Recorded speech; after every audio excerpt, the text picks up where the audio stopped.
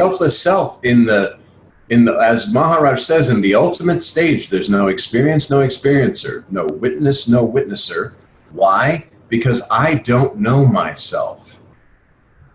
There is a no knowing. And that no knowing perpetuates spontaneously.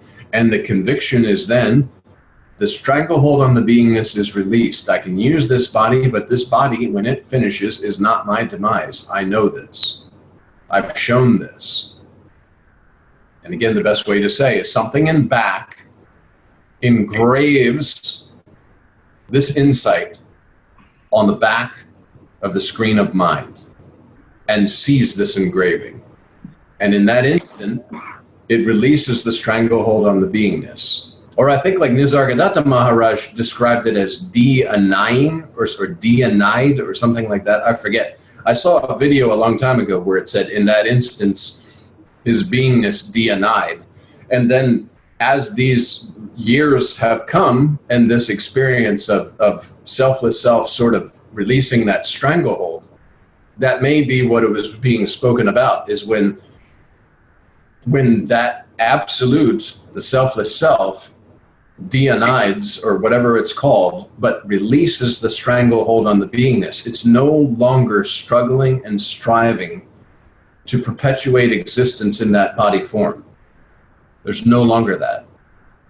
You just know, I am not body, I was not body, I'm not going to remain the body. Body is not my identity at all. I can use this body, but I'm not this body. If this body falls, it makes no difference to me.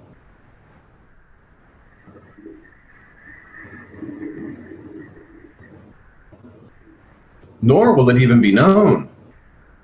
I mean, in the stateless state of just here, I don't know how it would be known that you're dying. It just,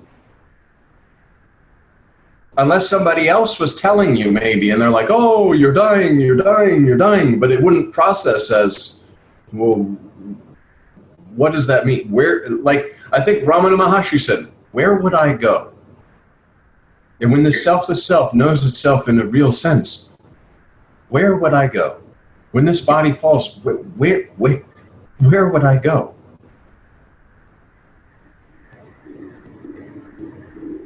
That presence is everywhere and everything. My presence is in every being, and I get to see this with the recognition and the projection. And I give myself little breadcrumbs back to myself by recognizing myself in the form of others. And then I know myself through this body form that, yes, the body is an instrument to know myself, but I do not need it whatsoever.